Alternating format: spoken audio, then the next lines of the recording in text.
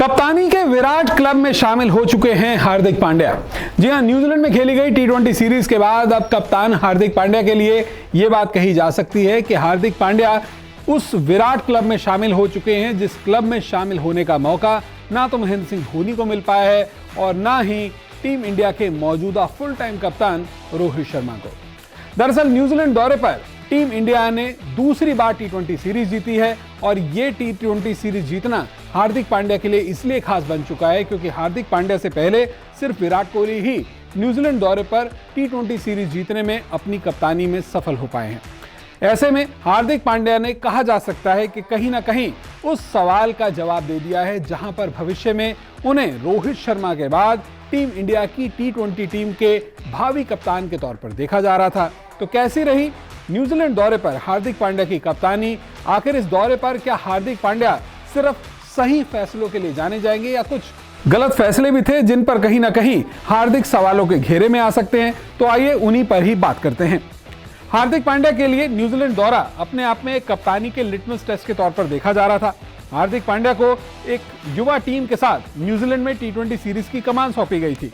उम्मीद की जा रही थी कि टीम इंडिया के लिए ये सीरीज आसान नहीं रहेगी, लेकिन जिस तरह से हार्दिक पांड्या की कप्तानी में टीम इंडिया ने न्यूजीलैंड में प्रदर्शन किया, कहीं ना कहीं कहा जा सकता है कि हार्दिक पांड्या को भविष्य में सिलेक्टर्स फुल टाइम टी20 कप्तान के तौर पर चुनने के लिए आजमा सकते हैं। सबसे पहले बात करते हैं हार्दिक पांड्या की कप्तानी के 3 स्ट्रॉन्ग पॉइंट्स की।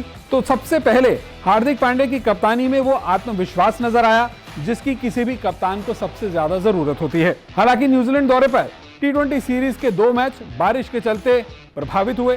पहले मैच में जहां एक भी गेंद नहीं डाली जा सकी, वहीं तीसरे मैच में बारिश के चलते नतीजा आया।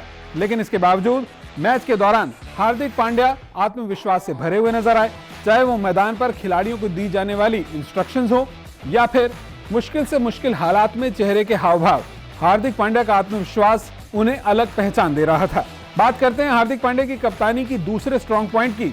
तो यहाँ पर हार्दिक ने अपनी टीम के हर खिलाड़ी पर विश्वास दिखाया जिसकी एक बार फिर हर तरफ तारीफ हो रही है। गौरतलब है कि न्यूजीलैंड दौरे पर टीम इंडिया में ऐसे कई खिलाड़ियों को आजमाया गया था जिन्हें हाल ही में खेले गए टी20 वर्ल्ड कप में प्लेइंग 11 में खेलने का मौका भी नहीं मिला। फिर चाहे लेग स्पिनर युजवेंद्र चहल हो या फिर टीम इंडिया के विकेटकीपर बल्लेबाज ऋषभ पंत। टी20 वर्ल्ड कप में ऋषभ पंत खुद को मिले गिने चुने मौकों पर फ्लॉप साबित हुए थे, लेकिन हार्दिक ने पूरी टी20 सीरीज में ऋषभ पंत पर भरोसा बनाए रखा और उन्हें खेले गए 2 मुकाबलों के दौरान अपनी टीम के विकेटकीपर के तौर पर प्लेइंग 11 में जगह दी।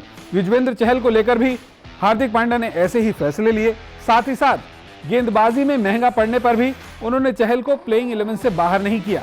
हार्दिक पांड्या की कप्तानी की सबसे खास बात रही उनकी गेंदबाजी विकल्पों को दी गई तवज्जो।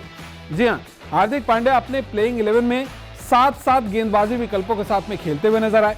जहां हार्दिक ने अपने प्लेइंग 11 में 6 स्पेशलिस्ट गेंदबाजों को जगह दी, वहीं बतौर 7वें बॉलिंग विकल्प वो खुद भी प्लेइंग 11 का हिस्सा रहे। हालांकि एक सवाल है कि खुद सीरीज में हार्दिक गेंदबाजी करते हुए नजर नहीं आए। अब बात कर लेते हैं हार्दिक पांड्या की टी20 सीरीज में कप्तानी में लिए गए कुछ गलत फैसलों की। तो ऐसे में कहा जा सकता है कि हार्दिक पांड्या की टी20 सीरीज में टीम के चयन पर भी कहीं ना कहीं कुछ सवाल खड़े होते हैं, क्योंकि हार्दिक पांड्या ने प्लेइंग 11 में बार बार ऋषभ पंत को मौका दिया, जबकि प्लेइंग 11 में ऋषभ पंत की जगह वो संजू सैमसन को भी मौका दे सकते थे।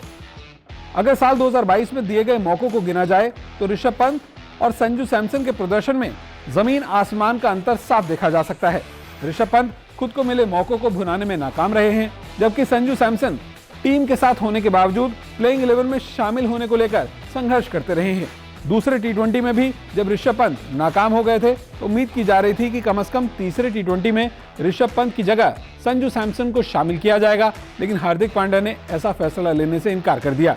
इसके अलावा सीरीज में 1-0 की बढ़त लेने के बावजूद हार्दिक पांड्या ने तीसरे टी20 में तेज गेंदबाज उमरान मलिक को भी अपने प्लेइंग 11 में शामिल नहीं किया, जिसे लेकर काफी क्रिकेट फैंस नाराज दिखाई दिए।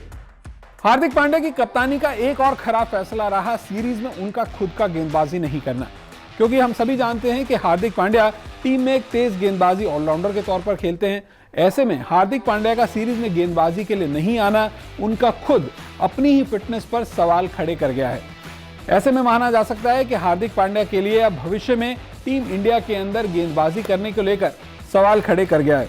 उम्मीद की जा सकती है कि हार्दिक पांड्या पूरी तरह से फिट हैं और वो सिर्फ और सिर्फ अपने गेंदबाजों को आजमाने के लिए ही मैच के दौरान गेंदबाजी नहीं कर रहे थे।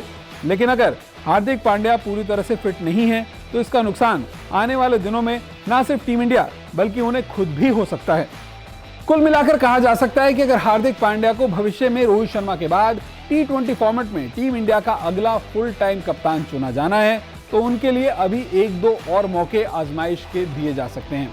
बहरहाल देखना यही होगा कि सिलेक्शन कमेटी हार्दिक के बारे में भविष्य में क्या फैसला लेती है, लेकिन कम से कम न्यूजीलैंड में इतना तो साफ है कि उन्होंने विराट कोहली के बाद टीम इंडिया को T20 सीरीज जिताकर खुद का नाम एक विराट क्लब में जरूर शामिल कर लिया है।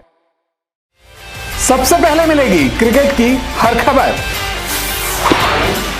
कंट्रोवर्सी और इनसाइड स्टोरी पर भी होती है हमारी नजर। क्रिकेटर्स की पर्सनल लाइफ से लेकर इंटरव्यूज तक हम रखते हैं आपको हमेशा अपडेट। इसीलिए हमारे YouTube चैनल को सब्सक्राइब करना मत भूलें और अगर आप हमें फेसबुक पर देख रहे हैं तो हमारे फेसबुक पेज को भी फॉलो कर सकते हैं, क्योंकि क्रिकेट का मतलब है News 24 को।